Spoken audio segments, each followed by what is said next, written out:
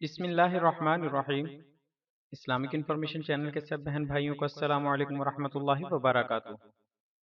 قرآن کریم کے 30 پاروں کا مختصر خلاصہ۔ آج کی ویڈیو میں پارہ نمبر 8 کا خلاصہ پیش کیا جا رہا ہے۔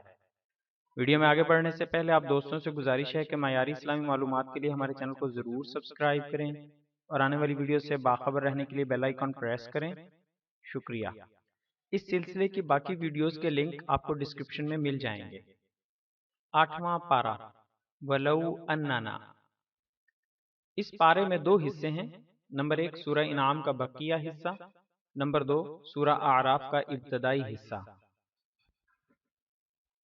پہلا حصہ سورہ انعام کے بقیہ حصے میں 4 باتیں ہیں۔ نمبر 1 تسلی رسول صلی اللہ علیہ وآلہ وسلم، نمبر 2 مشرکین کی 4 حماقتیں، نمبر 3 اللہ تعالیٰ کی 2 نعمتیں، نمبر 4 10 وصیتیں۔ تسلی رسول۔ اس پارے کے آغاز میں رسول اللہ صلی اللہ علیہ وآلہ وسلم کو تسلی دی گئی کہ یہ لوگ ضدی ہیں، معجزات کا بے جا مطالبہ کرتے رہتے ہیں۔ اگر مردے بھی ان سے باتیں کریں تو یہ پھر بھی ایمان نہ لائیں گے۔ قرآن کا معجزہ ایمان لانے کے لیے کافی ہے۔ مشرکین کی 4 حماقتیں۔ نمبر 1 یہ لوگ چوپایوں میں اللہ تعالیٰ کا حصہ اور شرکاء کا حصہ الگ الگ کر دیتے تھے۔ شرکاء کے حصے کو اللہ تعالیٰ کے حصے میں خلط نہ ہونے دیتے، لیکن اگر اللہ تعالیٰ کا حصہ شریکوں کے حصے میں مل جاتا تو اسے برا نہ سمجھتے۔ نمبر 2 فقر یا عار یعنی غریبی اور دوسروں کے طعنوں کے خوف سے بیٹیوں کو قتل کر دیتے۔ نمبر 3 چوپایوں کی 3 قسمیں کر رکھی تھیں۔ ایک جو ان کے پیشواؤں کے لیے مخصوص، دوسرے وہ جن پر سوار ہونا ممنوع، تیسرے وہ جنہیں غیر اللہ کے نام سے ذبح کرتے تھے۔ نمبر 4 چوپائے کے بچے کو عورتوں پر حرام سمجھتے، اور اگر وہ بچہ مردہ ہوتا تو عورت اور مرد دونوں کے لیے حلال سمجھتے۔ پارہ نمبر 8 میں اللہ تعالیٰ کی 2 نعمتوں کا بھی ذکر ہے۔ Number 1 کھیتیاں، number 2 چوپائے۔ 10 وصیتیں۔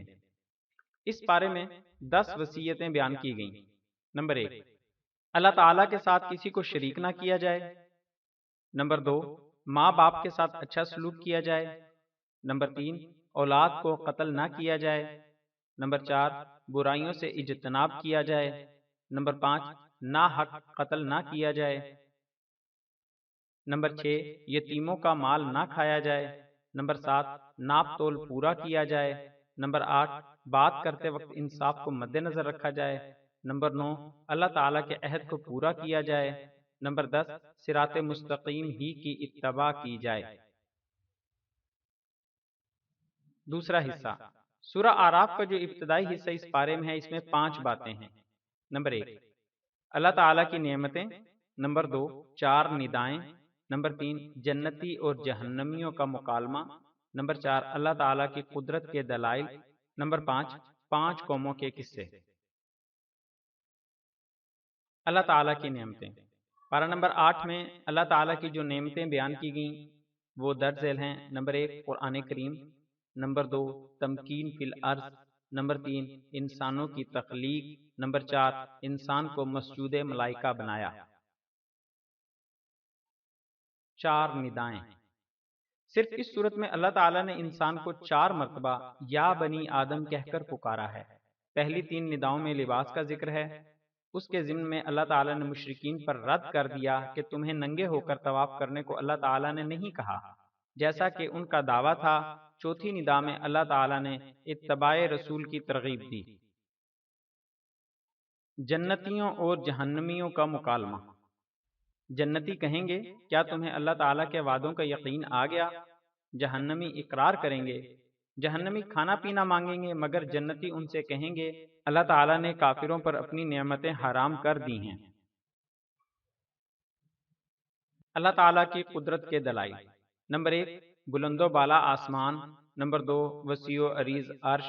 نمبر 3 رات اور دن کا نظام۔ نمبر 4 چمکتے شمس و قمر اور ستارے۔ نمبر 5 ہوائیں اور بادل۔ نمبر 6 زمین سے نکلنے والی نباتات۔ 5 قوموں کے قصے۔ پارہ نمبر 8 میں درج ذیل 5 قوموں کے قصے بیان ہوئے ہیں: قوم نوح، قوم عاد، قوم سمود، قوم لوط اور قوم شعیب۔ ان قصوں کی حکمتیں: نمبر 1 تسلی رسول۔ نمبر 2 اچھوں اور بروں کے انجام بتانا۔ نمبر 3 اللہ تعالیٰ کے ہاں دیر ہے اندھیر نہیں۔ نمبر 4 رسالت کی دلیل کہ آپ صلی اللہ علیہ وآلہ وسلم امی ہونے کے باوجود پچھلی قوموں کے قصے بتا رہے ہیں۔ نمبر 5 انسانوں کے لیے عبرت و نصیحت۔ اس سلسلے کی باقی ویڈیوز کے لنک ڈسکرپشن میں موجود ہیں۔